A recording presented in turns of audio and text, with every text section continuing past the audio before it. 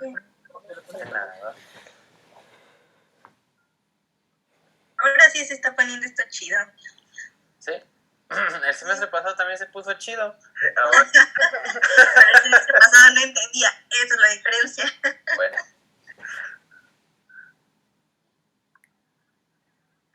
Sí, Pame, yo siento que estoy dando la clase diferente. De hecho, como que siento que estoy poniendo mucho más énfasis en esto, que regularmente no lo hago, pero ya entiendo que es difícil, o sea, al principio es difícil entenderlo, entonces ahora decidí hacer como muchos ejemplos para que no...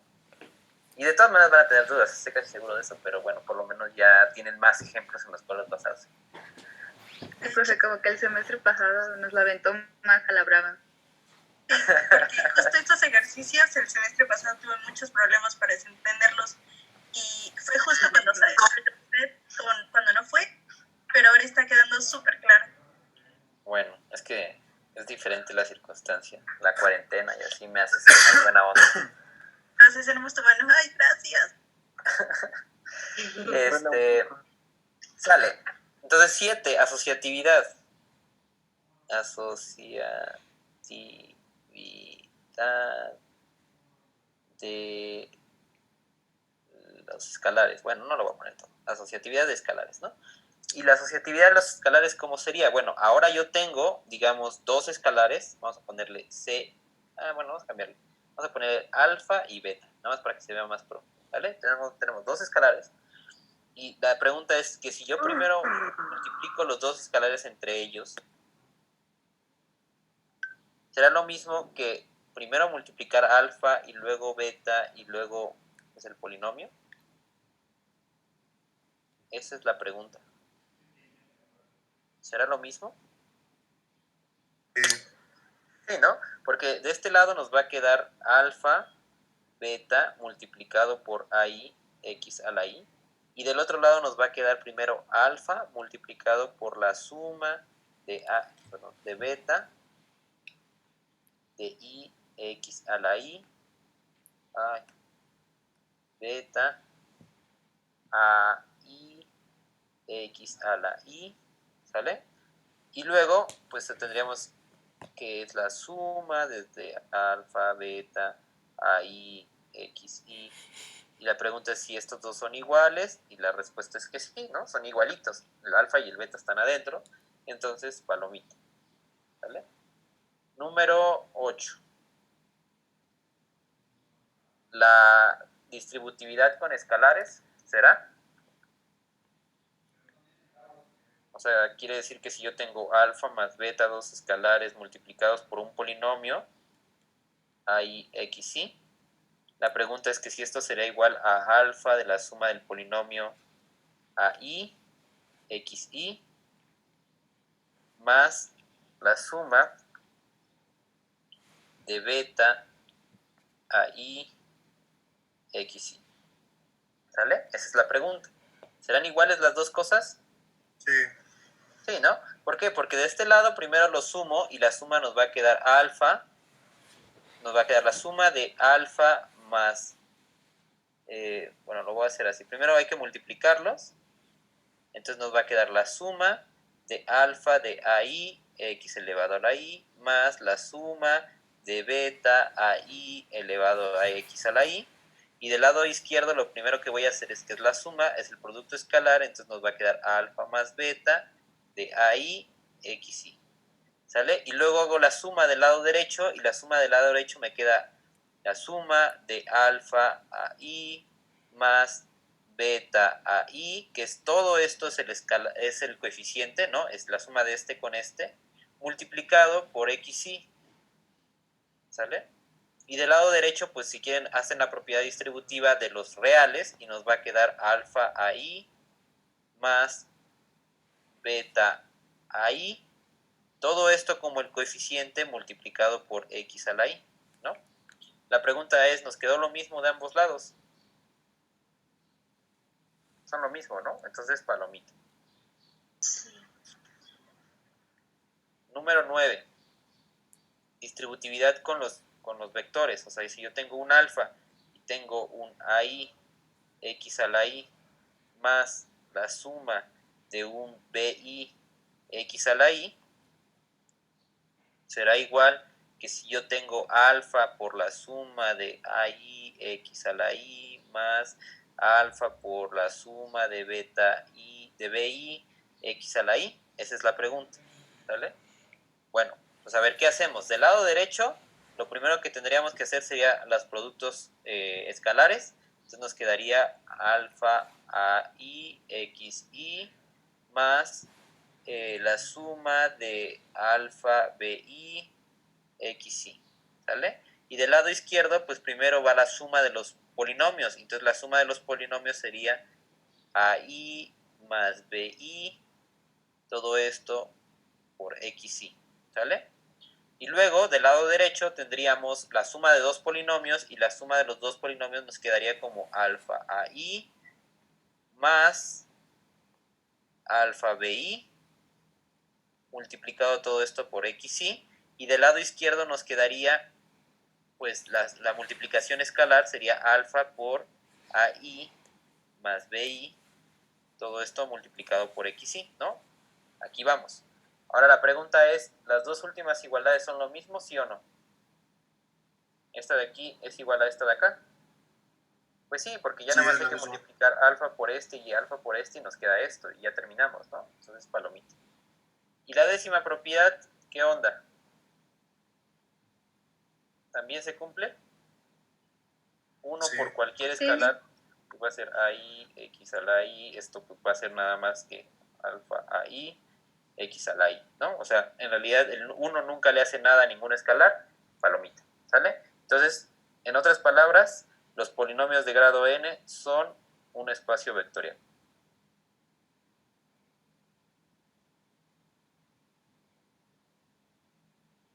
Sale, listo, muy bien. Bueno, creo que con esos ejemplos son suficientes de espacios vectoriales. Hay más espacios vectoriales en todos los espacios, en todas las ramas de las matemáticas podemos encontrar espacios vectoriales. Depende nuevamente de cómo definas tu suma y bla, bla, bla. Pero bueno, hasta aquí con esos espacios vamos a trabajar y son los con los que trabaja el libro, son los con los que vienen los ejercicios. Entonces, hasta ahí les vamos a dejar en los espacios vectoriales. Y ahora les voy a definir una nueva estructura que se llama un subespacio vectorial. Pero ya que se llame subespacio vectorial nos tiene que hacer así como sentido en la mente qué significa que sea un subespacio vectorial. Entonces, definición. Subespacios vectoriales. Subespacios vectoriales. Definición. ¿Qué creen ustedes que sea un subespacio vectorial? Una derivación del espacio vectorial. Como una derivación. ¿A qué te refieres con derivación? O sea, W es subespacio vectorial. Vectorial. Vectorial de V, por ejemplo. Así que, si V es espacio vectorial, si V y W son espacios vectoriales,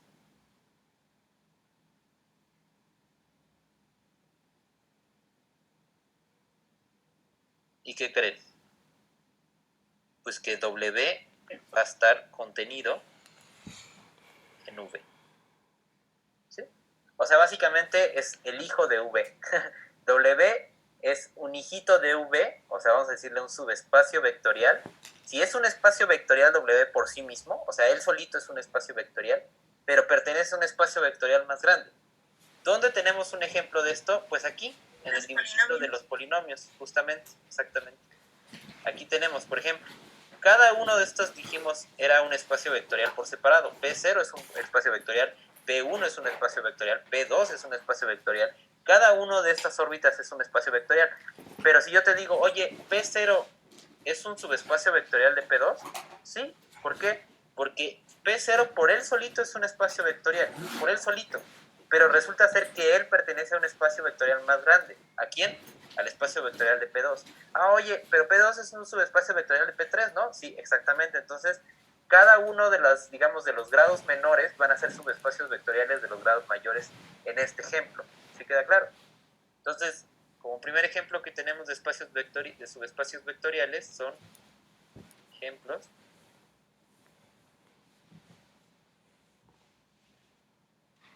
PM es subespacio vectorial de los polinomios de grado n si m es menor igual que n. ¿Sale? O sea, si tú te tomas un grado menor, si por ejemplo tú defines m igual a 5 y n igual a 7, entonces lo que estoy diciendo es que los polinomios de grado 5 son un subespacio vectorial de los polinomios de grado 7. ¿De acuerdo? A eso me refiero con subespacios vectoriales. Y uno dirá, oye, pero entonces si tú me estás pidiendo en un ejercicio demostrar que algo es un subespacio vectorial, tengo que verificar las 10 propiedades y además de todo tengo que ver que está contenido en el espacio. O sea, por ejemplo, si yo te digo, demuestra que una recta que pasa por el origen es un subespacio vectorial de R2, por ejemplo. ¿Tú qué pensarías? Bueno, pues tengo que hacer los 10 axiomas, o sea, las 10 propiedades, y además tengo que ver que la recta está contenida en R2. Eso sí es cierto, ¿no? Pues la recta va a estar en el plano. Pero dices, además tengo que comprobar las 10 propiedades. Bueno, aquí les tengo una ayuda. Los subespacios vectoriales son muy, muy bonitos. ¿Por qué? Porque como son hijos de un espacio más grande, hagan de cuenta que ese hijo hereda todas las propiedades de su papá, todas las propiedades, excepto dos. Si estas dos son las únicas que tú tienes que comprobar, todas las demás ya las van a heredar de gratis. Entonces, viene el siguiente teorema, que es el teorema de, ¿cómo quieren que le llamemos? De la genealogía o de la genética. De Mendel. ¿De qué? De Mendel, ¿Quién es Mendel? el padre de la genética. El que plantó chicharitos y vio que... Ajá. ya me acordé. No tenía nada que hacer. Bueno, pero se dio cuenta que básicamente algunos somos más dominantes que otros. Bueno, algunos genes son más dominantes que otros, ¿no? Bueno, vamos a llamarle teorema de Mendel, aunque esto es falso, ¿no? Pero bueno. ¿Por qué? Porque quiero que a ustedes les quede claro que los hijos van a heredar todas las propiedades de sus papás, o sea, los subespacios van a heredar todas las propiedades de sus papás, excepto dos. Entonces eso es lo que dice este teorema. W hereda todas las propiedades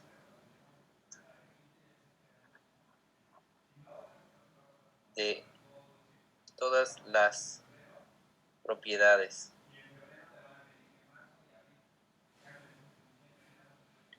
propiedades de V, y aquí vamos a ponerle su papá, excepto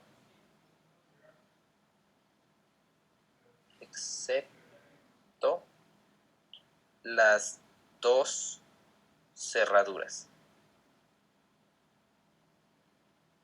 O sea, ¿qué quiere decir? Que si yo tengo V, un espacio grandote, por ejemplo, el espacio R2, y yo te digo, prueba que la recta que pasa por el origen es un subespacio vectorial de R2. Ah, ok. ¿Sabes qué? Si es un espacio vectorial, va a heredar todas las propiedades, excepto dos. Entonces únicamente nos tenemos que enfocar en demostrar dos cosas. Que la recta es cerrada, básicamente. O sea, tengo que probar que la recta es cerrada bajo la suma y tengo que probar que el producto escalar con la recta también es cerrada. Pero la pregunta es, oye, ¿pero qué operaciones vas a aplicar? Bueno, lo que pasa es que si tú quieres que se hereden todas las propiedades del papá, tienes que fijarte cuáles son las operaciones del papá, ¿no? Entonces, fíjate, si yo estoy hablándote de R2, ¿cuáles eran las operaciones en R2? La clásica era, pues, la suma de dos vectores igualita como siempre la hemos hecho por la ley de los paralelogramos y el producto escalar, que es todas las entradas se ven afectadas. Esa es la suma y el producto convencional en R2.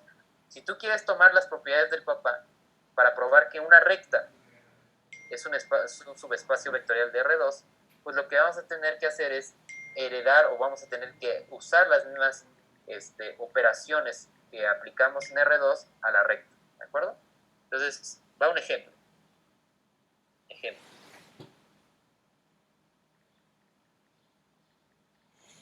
En R2, una recta L que pasa por el origen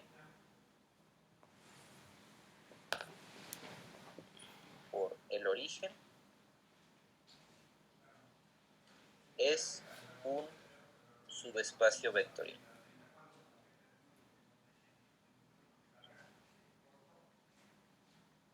Entonces, estos ejercicios están más padres. ¿Por qué? Porque ya no tengo que desgastarme haciendo todos los 10 propiedades, nada más tengo que fijarme en las dos cerraduras, en la suma y el producto. Entonces, fíjense. Va. 1. Cerradura de la recta. Cerradura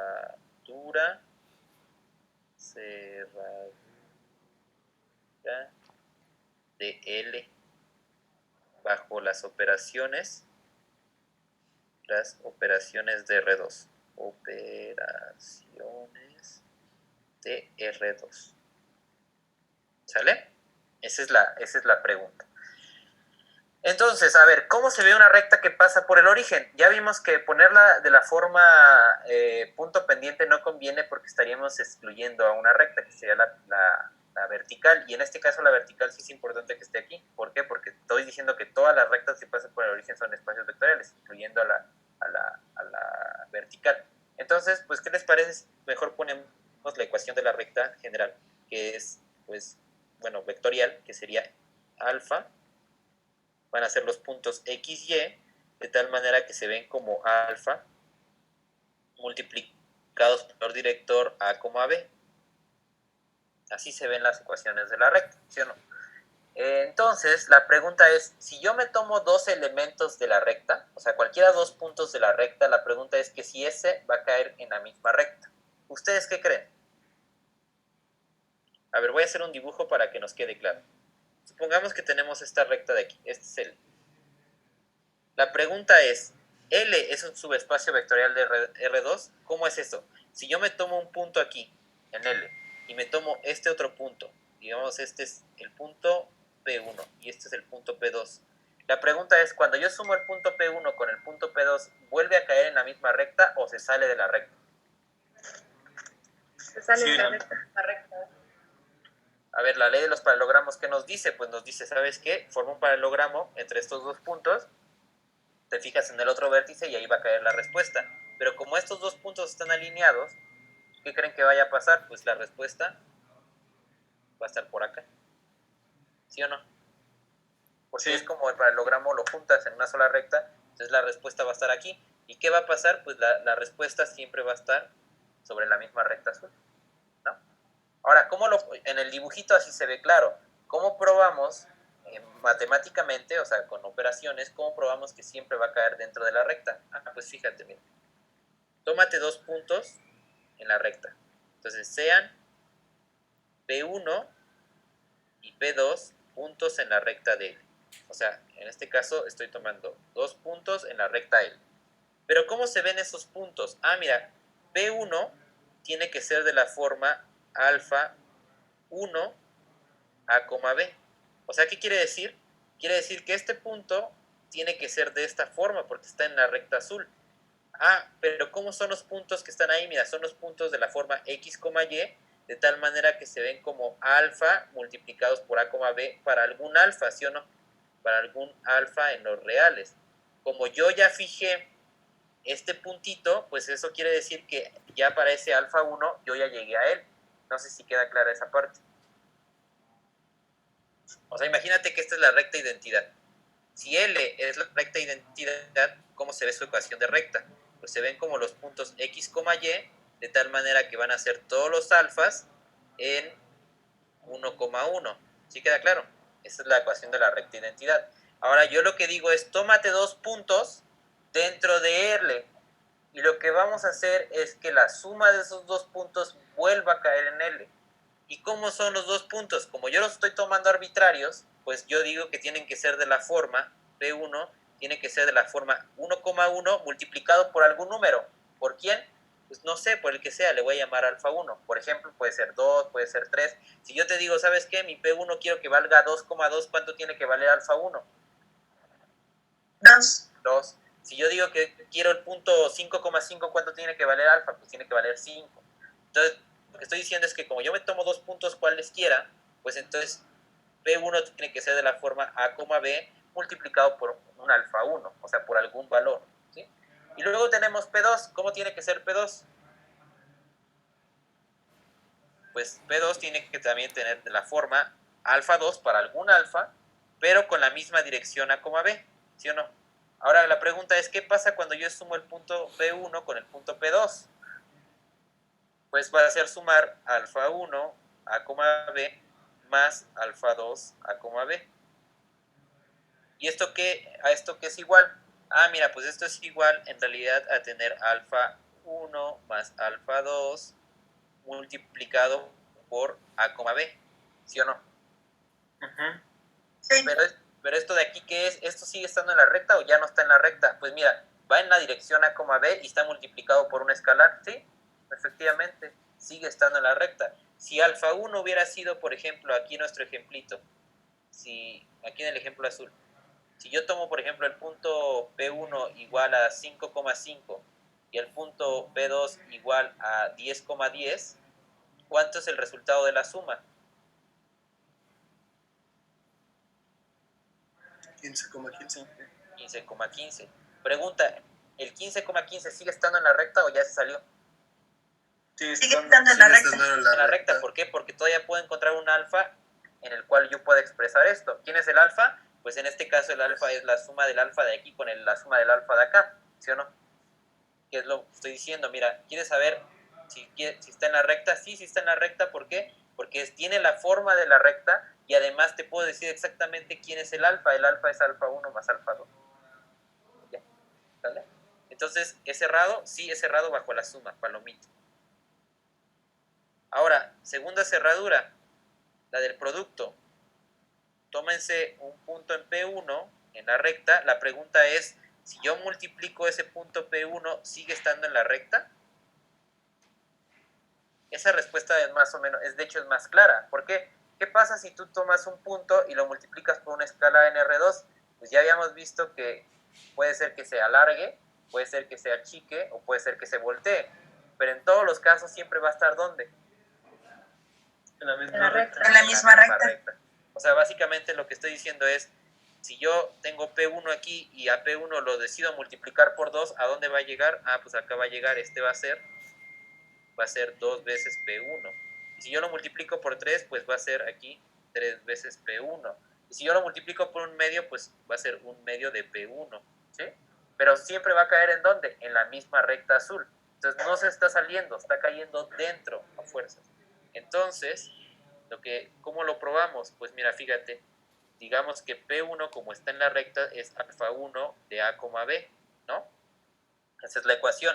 ¿Qué pasa cuando yo multiplico C por P1? Pues lo que va a pasar es que va a ser C multiplicado por alfa 1 por A, B. Oye, ¿y está en la misma recta? Pues sí, porque la dirección sigue siendo A, B.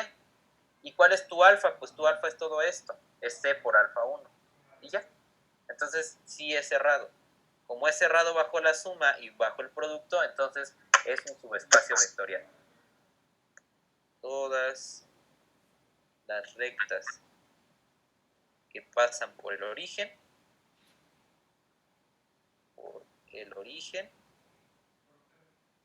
son espacio vectorial. Son subespacio vectorial. Espacios. Profe, entonces si cumple estas dos propiedades, ¿son subespacios? Son subespacios, pero ya al mismo tiempo son espacios vectoriales. O sea, haz de cuenta que si tú te fijas nada más en la recta, con esas dos operaciones así, ese es un subespacio vectorial, pero se le dice subespacio porque pertenece a un espacio más grande, que es R2, ¿vale? Ah, ok, o sea, es un espacio y un subespacio a la vez.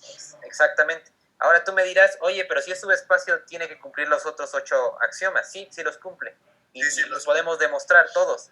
Pero ya no es necesario, ¿por qué? Porque los hereda de su papá. Su papá ya le dio esa, digamos, esa virtud de que conmute y de que asocie y todo eso. Lo único que le faltaba es que fuera cerrado por él mismo. O sea, que siempre que tú agarraras dos elementos en la recta, volviera a caer en la recta cuando lo sumas. Y cuando tú agarras cualquier elemento en la recta y lo multiplicas por cualquier número, ese elemento sigue cayendo en la recta. Para que quede claro esto, les voy a mostrar un ejemplo de algo que no es un subespacio vectorial, ¿vale? O sea, y si no es un subespacio, entonces no debe de cumplir las dos propiedades. Alguna de las dos no la va a cumplir. Ah, ok. Es que bueno, me confunde porque el teorema dice que el subespacio cumple todas las propiedades excepto dos. Ajá, las dos cerraduras. Las dos cerraduras. Las dos cerraduras. O sea, lo único que tú tienes que comprobar es que sean cerrados. Fue lo que fue lo que hice aquí, ¿no? O sea, primero te agarré 2 puntos en la recta y vi que la suma caía en la recta, y luego agarré un punto en la recta y demostré que multiplicado por cualquier escalar sigue cayendo en la recta. O sea, básicamente lo único que me falta probar son las dos cerraduras, ¿vale? Ah, ok. Es lo único que no hereda de su papá. Todo lo demás ya lo podemos omitir. ¿Sí? Sí. Claro, muy bien. Número, bueno, a ver, ejemplo de algo que no es un subespacio vectorial. Ya quedan 8 minutos. En 8 minutos rápidamente. Ejemplo de algo que no es subespacio vectorial. De algo No, ya prepárala. Y ahorita que sí. no es subespacio. Pues por eso, prepárenlo. Ya casi bajo. ¿Qué podría ser eso? Pues para no salirnos del contexto de R2, les voy a demostrar que una recta que no pasa por el origen no es un subespacio vectorial. Entonces, recta que no pasa por el origen.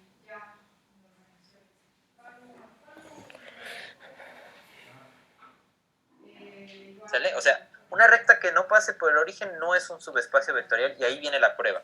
Suena loco, ¿no? Porque dices, oye, ¿cómo es que las que pasan por el origen sí son subespacios vectoriales y las que no pasan no? Si se ven igualitas, nada más que están trasladadas, ¿no? Bueno, ahí viene la demostración. 1. A ver, la cerradura de la suma. Ok, sea L, vamos a decir cómo es la ecuación de una recta en R2 vectorial que no pasa por el origen. Ah, bueno, mira, pues van a ser los puntos X, Y, de tal manera que son alfa por un vector director que es A, B, más un punto por donde yo quiero que pase, ¿no? Vamos a llamarle X0 y Y0. Así es la ecuación de una recta. Desde ahí ya se ve la diferencia entre una recta que pasa por el origen, que no tiene ese punto extra, y una que no pasa por el origen porque hay que sumarle el punto por donde hay que pasar, porque tiene que pasar, ¿sale? Ahora la pregunta es, ¿qué pasa si yo agarro el punto P1 y el punto P2 y lo sumo? Bueno, a ver, P1 para empezar tiene que ser de la forma alfa 1 por A, B más el punto por donde pasa, que es X0, Y0, ¿sale? Y P2 vamos a decir que es alfa 2 de el punto A, B más X0 y Y0, ¿sí? O sea, básicamente lo que estoy haciendo es agarrar dos puntos en la recta que no pasa por el origen y quiero ver si la suma va a pasar por el origen. ¿Qué va a pasar cuando yo, va a pasar por el mismo lado? ¿Qué pasa cuando yo sumo P1 más P2? ¿Cómo nos va a quedar esa suma? Alfa 1 más alfa 2. Ajá, todo esto multiplicado por el vector director A, B, ¿verdad? Más, ¿quién? X0 y Y0. Pero dos veces, porque Dos veces X0 y Y0. entonces vamos a tener que sumar dos veces X0 y Y0. La pregunta es, oye, este de aquí, este punto, ¿pasa exactamente en la misma recta o pasa en otro lado? Pues mira, No, tiene el vector director, o sea, va a estar igualito, pero el problema es que en vez de pasar por X0 y Y0 va a pasar por ¿dónde? por 2X. 0 y Por Y0. dos veces X0 y Y0. Exactamente. Y para que se convenzan de eso, fíjense, voy a hacer un experimento rápido. ¿Cuánto queda? 5 minutos. Muy bien. Voy a hacer un experimento rápido en GeoGebra para que ustedes lo vean. Vamos a tomarnos una recta que no pase por el origen. Vamos a tomar algo así como en su ecuación vectorial. ¿Cómo se ponía su ecuación vectorial? Creo que era A multiplicado por el vector director. Digamos, vamos a ponerle 1,1 para que sea la identidad, pero trasladada a otro punto que vamos a ponerle 4,5. No tan grande. Trasladada al 1,2, por ejemplo. Ahí está. Bueno, esta me lo dibujó como un vector. Pero bueno, imagínense que es una recta, ¿no? O sea, que esto va siendo una recta. Y luego imagínense que... Ah, pero no lo hizo bien. Esperen. Yo lo que quiero es que...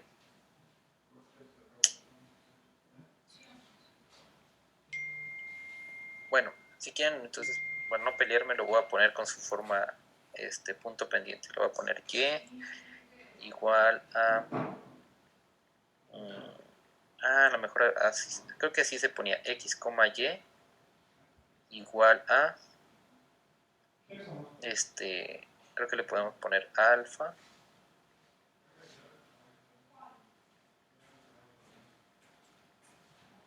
Vamos a ponerle a de x, y, que va a ser 1,1 más, vamos a ponerle 1,2. A ver qué me dibuja. Oh, no me deja trasladarlo. Ah, ya sé. A ver, espera. Entonces, si pongo recta. Recta y vector. Punto y director. Miren, aquí está. El punto vamos a ponerle 1,2. Y el vector director. Oh, no. ¿Qué hizo? Recta. Vamos a ponerle otra vez 1,1. 1,1. Y el vector director vamos a ponerlo como 1,1 también. 1,1. A ver, vamos a ver. Ah, no lo quiero hacer porque necesito el GeoGebra de aquí, del iPad. Bueno, lo voy a hacer así. Y igual a x. Ahí está. Más una constante que va a ser 1. ¿Vale? Ahí está. Supóngase que tenemos esta recta que no pasa por el origen, ¿no? Ahí tenemos una recta. Ahora tómate dos puntos en esta recta, digamos, este y este. ¿Cuánto? Ahí están, por ejemplo, el punto A es 1,2 y el punto B es 2,3. Ahora la pregunta es, ¿cuánto nos queda sumar A más B?